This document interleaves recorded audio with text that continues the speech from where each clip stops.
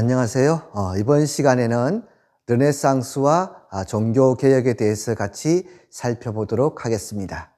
도대체 르네상스라는 게 무엇일까요? 그 뜻부터 살펴보면은, 르네상스란 말은 재생, 부활을 이야기합니다. 도대체 뭘 재생하고 뭘 부활시키느냐?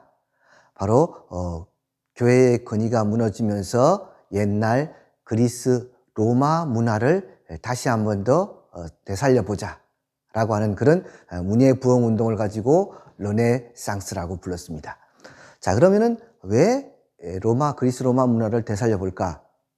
우리가 이제 역사를 배울 때 고대, 중세 이렇게 배우고 근대로 이렇게 넘어갑니다.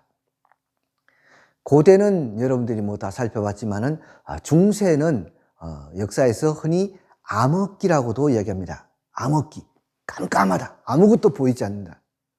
도대체 중세에는 불이 없어서 보이지 않았을까요?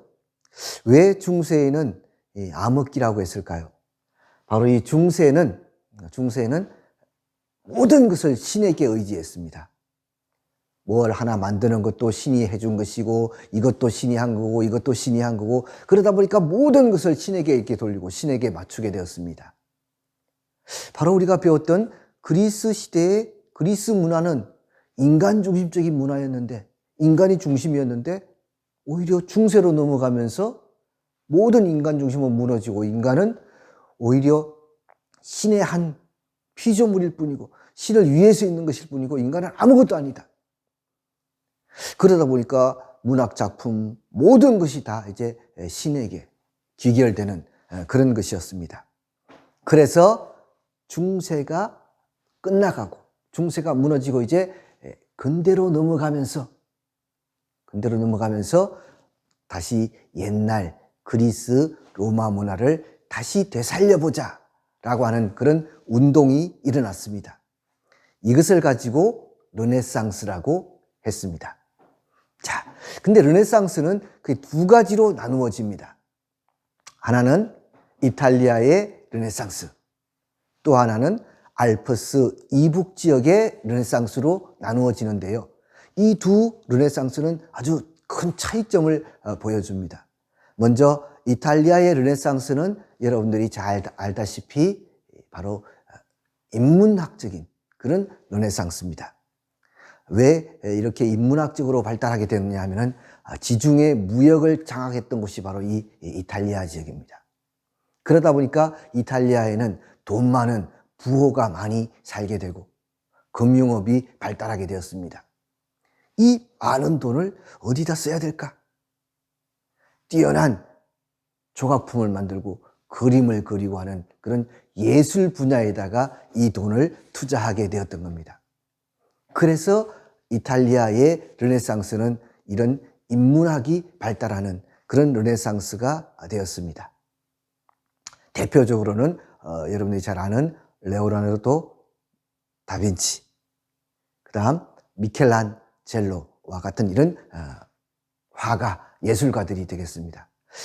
여기에 비해서 알프스 이북 지역은 교회가 부패가 너무 심했어요. 그러다 보니까 이 사람들이 교회의 부패를 막자, 교회를 개혁하자 하고 하는 그런 종교개혁 중심의 그런 르네상스가 일어나게 되었습니다. 자, 이 종교개혁으로 이루어진 르네상스는 특히나 아주 활판 인쇄술이 발달하면서 더욱더 발전했는데요. 활판 인쇄술이라는 것이 뭐냐 하면은 어떤 네모난 판에다가 글자를 새겨서 채워놓고 나비라든가 밀랍 같은 것으로 고정을 시킨 겁니다. 그래서 인쇄를 하고 나면은 다시 뜨겁게 해서 그 글자판들을 떼어냈다가 또 다른 글자판으로 조합을 하고 이렇게 만들어진 것이 바로 활판 인쇄술입니다. 자, 이 활판 인쇄술이 발달하면서 많은 사람들이 책을 접하게 되고 지식을 갖게 되었습니다. 성경책을 읽어보니까 지금 교회에서 하는 것이랑 많이 다른 점이 발견되었습니다. 그래서 결국은 지식이 이제 널리 전파되고 교회를 개혁해야 되겠다는 그런 생각이 나타나게 되었던 겁니다. 첫 번째로 우리가 살펴볼 사람은 바로 루터라는 사람입니다. 루터라는 사람은 이 교회에 대해서 95개조의 반박문을 내면서 발표하였는데요. 이 다음에 이제 종교개혁이 나오니까 그때 집중적으로 살펴보도록 하겠습니다. 활판 인쇄술이 발달하면서 알프스 이북 지역에서는 르네상스가 나타나는데요. 에라스무스라는 사람이 우신예찬이라는 글을 써서 이제 이 종교개혁에 대한 이야기를 했습니다. 네, 다음은 이제 미술 작품들을 한번 살펴보도록 하겠습니다. 자, 산미의 신이라고 합니다. 새 여신을 표현하는 건데요. 맨 앞에 있는 이것은 1세기경 로마 폼페이 프레스화에 나타난 그런 산미의 신입니다. 인체를 아름답게 묘사했죠. 가운데 있는 것은 중세 시대에 만들어진 산미의 신입니다. 모든 것을 가리고 좀 화려하다고 해야 될까요? 이런 것도 없고 굉장히 엄숙하면서도 좀 이렇게 위축된 그런 모습을 볼 수가 있습니다. 바로 이것이 르네상스 시대에 만들어진 보티첼리가 만든 산미의 신입니다. 자, 이 작품들을 비교해 보니까 중세와는 다른 아주 그리스 로마적인 그런 작품을 만들어냈습니다. 이래서 이 시기를 가지고 르네상스, 즉 다시 말해서 그리스 로마의 그러한 인간 중심의 문화를 다시 되살리자라고 하는 그런 운동이 되겠습니다. 다음은 르네상스 시대의 대표적인 그러한 미술 작품들입니다. 레오나르도 다빈치가 그린 최후의 만찬, 모나리자, 그 다음 미켈란젤로가 만든 다비드상, 이런 것들이 바로 르네상스 시대의 대표적인 미술 작품들이 되겠습니다. 이탈리아 지역에서 발달한 르네상스의 산물이라고 보시면 되겠습니다. 네, 다음은 종교개혁에 대해서 같이 한번 살펴보도록 하겠습니다. 종교개혁의 배경은 뭐니 해도 교회의 부패와 타락을 들 수 있겠습니다. 한 가지 예를 들자면은 교황 레오 10세는 성 베드로 성당을 고치기 위해서, 개축하기 위해서 보수 비용으로 면벌부, 다른 말로는 면죄부라고도 합니다. 쉽게 이해하려면은 부적 같은 거예요. 내가 너의 죄를 사하노라 딱 찍고, 그래가지고 이것을 판매를 합니다. 그래서 많은 죄를 지은 사람은 비싼 걸 사야 되고, 조그만 죄를 지은 건 뭐 싼 값으로, 하여튼 어쨌거나 이 면벌부, 면죄부를 사야지만 그 죄가 사하여진다라고 하는 좀 황당한 그런 일이 있었습니다. 이 교황이 이런 장사를 하니까 신을 믿는 사람들이 이제 서서히 반발을 하겠죠. 자, 그래서 루터라는 사람이 나왔습니다. 루터라는 사람이 이제 개혁을 시작했는데요. 진정한 그리스도교인이라면 진실로 회개하면 죄는 사여진다. 면벌부를 판매하는 것은 잘못된 것이다. 성경 어디에도 이런 이야기는 나와 있지 않다. 라고 이제 주장을 하면서 대학 정문에다가 95개조의 반박문을 발표하면서 교황과 싸우기 시작했습니다. 결국 교황은 루터를 파문시켰습니다. 그러나 많은 제후와 농민들은 루터 말이 맞다고 생각했어요. 어떻게 이걸 돈 주고 팔 수가 있냐? 돈 주고 산다고 그 죄가 없어지겠느냐? 그래서 결국 아우크스부르크 종교화의에서 루터파를 인정하게 된 겁니다.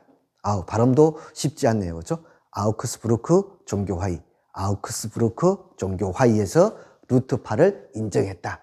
즉 다시 말해서 교황이 너는 이제 우리 교회는 아니지만 네가 너를 따르는 사람들은 네 종교라고 해서 믿어라 라고 해서 로마 가톨릭과는 다른 루트파 종교가 이렇게 만들어지게 된 겁니다. 다음은 이렇게 해서 이제 가톨릭에서 로욜라라는 사람이 이제 예수회를 또 설립하게 됩니다. 이 예수회는 주로 다른 지역에다가 그리스도교를 전파하는 일을 주로 담당을 했습니다. 그래서 우리나라에 전파되었던 그리스도교도 이 예수회 소속의 선교사들이 전파한 것입니다. 이 또 칼뱅이라는 사람은 예정설을 주장했습니다. 예정설이란 것이 뭐냐 하면은 하나님은 이미 구원해 줄 사람을 예정해 놓았다. 그러니까 니네들은 딴 생각하지 말고 하나님의 맡겨주신 직무에 충실하라. 그 직무란 것이 뭐냐면 자기 직업이에요. 하나님이 직업을 너에게 줬으니까 똥을 푸는 일도 열심히 하고 일을 열심히 하고 하여튼 그 직무에 충실하면은 하나님이 벌써 너희들은 다 뽑아갈 것이다. 그래서 이 종교가 이제 영국, 프랑스, 네덜란드 이런 지역으로 전파가 되었습니다.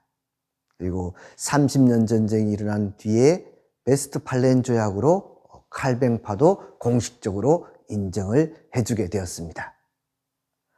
여기서 하나 빠진 게 있는데요. 영국에서도 국교회라는 것이 만들어집니다. 즉 다시 말해서 영국 교회도 이제 로마 가톨릭에서 벗어났다. 다른 종교가 되었다. 이것은 도대체 왜 그러냐 하면요. 교황 클리멘트 7세 때인데요. 영국 왕 헨리 8세가 캐서린과 이혼을 하고 싶어요. 이혼을 해야 되겠는데 그래서 교황에게 가서 저 이혼하겠습니다. 하니까 클리멘트 7세는 우리 크리스찬은 절대 이혼이라는 게 없습니다. 이혼은 못합니다. 그래서 화가 난 헨리 8세가 영국 왕이 의회를 소집해가지고 지금부터 우리는 로마 가톨릭이 아니다.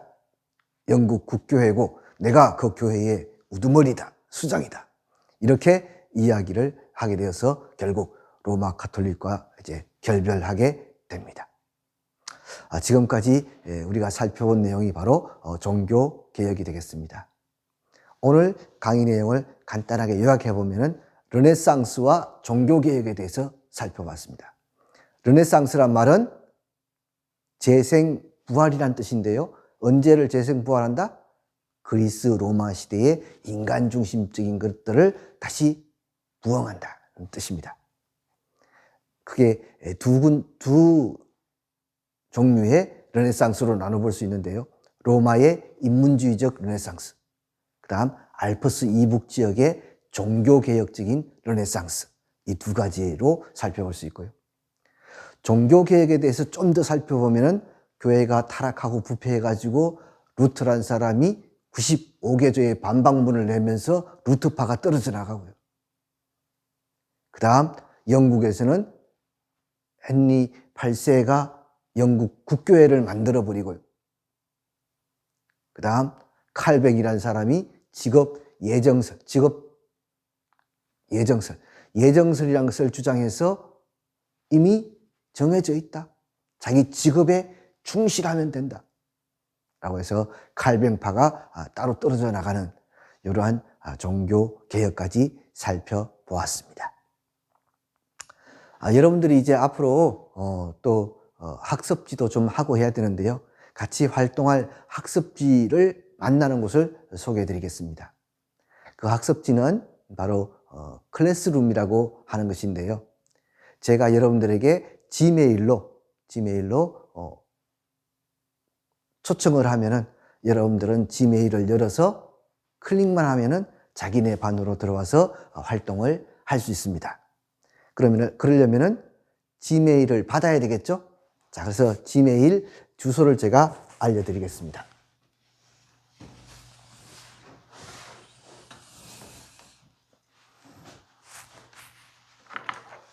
자, 지메일은 이런 구조로 되어 있습니다.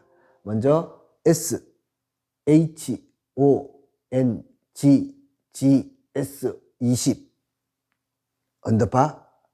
2101 @ A. S는 스튜던트예요. 학생. 홍성여중을 뜻하고 걸스쿨, 홍성여중, SHONG, GS 20은 2020년도에 20을 따왔습니다. 언더바 아랫줄 언더바 하고 2학년 1반 01번. 그래서 홍성여중의 1번 학생 메일이다. 메일 아이디이다. 이게 메일 아이디이자 비번입니다. 아이디이자 비번입니다. 자, SHONG GS 2101. 이 바로 아이디이자 비번입니다. 제가 수업 시간에 메일 주소를 조금 잘못 알려드렸는데요.